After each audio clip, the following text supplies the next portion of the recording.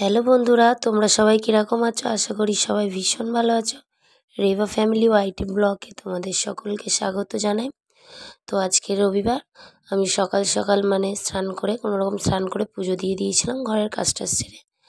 আর মেয়ে তো আগের দিন রাতে কিছু খায়নি, এই চাউমিনটা বানিয়েছিলাম ওর জন্য রেখেছিলাম। তো এইটা নিরামিষ বানিয়েছিলাম, শনিবার ছিল বলে। তো আজকে ডিম দিয়ে একটু ওকে ভেজে দিয়েছিলাম, চাউমিনটা বানিয়ে দিয়েছিলাম গরম করে। তো আমার বিছানা উঠিনি দেখেছো, আর আমার ঘরের প্যাসেজটা খুবই ছোট, ও নিচে বসবে না, ওই কারণে ওকে খাটে বসানো হয়েছে। তো ওই চাউমিন ও খাচ্ছে মেয়ে, আর আমার এইদিকে বিছানা উঠিনি। ওকে খাওয়ানোর পর আমি মার বাড়ি চলে এসেছিলাম, কারণ মার উপরের ঘর হচ্ছে। তো মিস্ত্রিদেরকে টিফিন দিতে হবে। আর আমরাও আজকে রবিবার, যেহেতু আমরাও আজকে টিফিন করব। তো এই যে ঘুগনি আমি বানাচ্ছিলাম, তোমরা দেখতেই পাচ্ছ ঘুগনিটা হচ্ছে।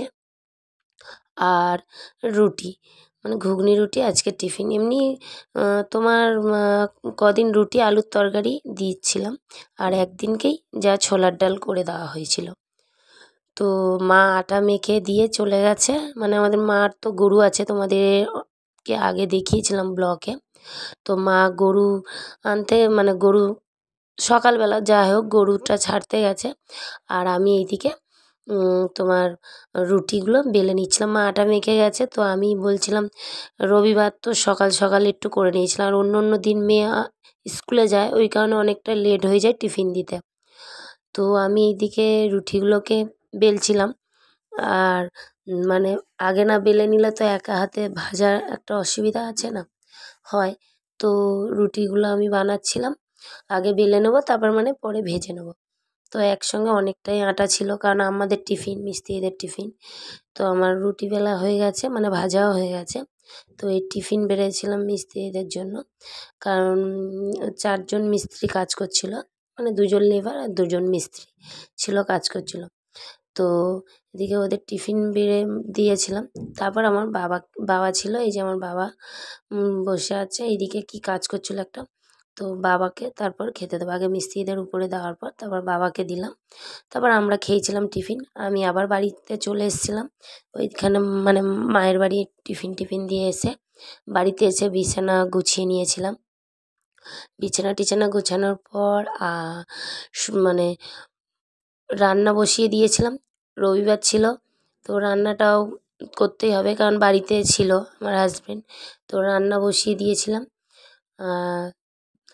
উচ্ছেগুলো ছিল, তো উচ্ছে ভাজা করছিলাম, আর এইদিকে মটরশুঁটি আর বিট আলু দিয়ে একটা সবজি মতন, নিরামিষ সবজি রান্না করছিলাম। তো আমার সবজি কাটা হয়ে গেছে। তো ফার্স্টে আমি উচ্ছেটাকে ভেজে নিচ্ছিলাম, কারণ উচ্ছেটা শুধুই করব, কারণ আলু দিইনি ওই কারণে। কারণ সবজি একটা এই যে কেটে রেখেছিলাম, এই সবজিটা না হলে নষ্ট হবে। এমনিতেও নষ্ট হয়েছে, কারণ চিংড়ি মাছ পড়লে মনে হয় খাওয়া হতো। নিরামিষ অতটা কেউ ভালোবাসে না, তো অল্প মতন একটু করা হয়েছে, সবজিটা রান্না করা হয়েছে, কিন্তু ভালো লাগে। একটু ধনেপাতা দিয়েছিলাম, কাঁচা লঙ্কা দিয়েই করেছিলাম, গুঁড়ো লঙ্কা দিইনি। আর এইদিকে আমার ভাত ফুটছে আস্তে আস্তে, আর এইদিকে উচ্ছে ভাজা নামিয়ে আমি এই যে বিট আলু মটরশুঁটি যে তরকারিটা বসিয়েছিলাম হচ্ছে। আর রবিবার মানেই মাংস হয়, তো আমি এদিকে আলু, আদা রসুন, পেঁয়াজ, কাঁচা লঙ্কা দিয়েছিলাম, আর টমেটো, আর এই যে মাংস। তো মাংসটা আমি ধুয়ে আলু সমস্ত কিছু কেটে জোগাড় করে মাংসটা আমি এই যে চাপিয়ে দিয়েছিলাম, মাংসটা হচ্ছে। মাংসটা একটু কষানো হয়ে যাবে, তারপর আলুগুলো দিয়ে দেবো। নতুন আলু ছিল, নতুন আলু যেন অতটা ভালো লাগে না। তো আলু আমার মা বাবা মাংসর থেকে আলুটা বেশি ভালোবাসে, ওই কারণে বেশি করে একটু আলুটা দেওয়া। নাহলে আমরা দুজনেই কেউ আলু ভালোবাসি না, আর মেয়েকে তো আমিই খাওয়াই। তো যাই হোক, মাংসটা ভালো করে কষিয়ে নিচ্ছি।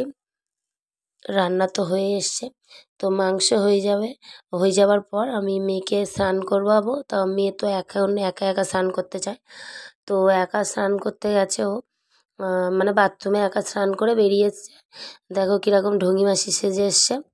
স্নান টান করার পর জামা জামা টামা পরে চুল টুল ছানার পর ও শুয়ে আছে, কারণ ওকে ফোন দেওয়া হচ্ছে না ওই কারণে। তারপর আমি মাথায় শ্যাম্পু দিয়ে দিয়েছিলাম।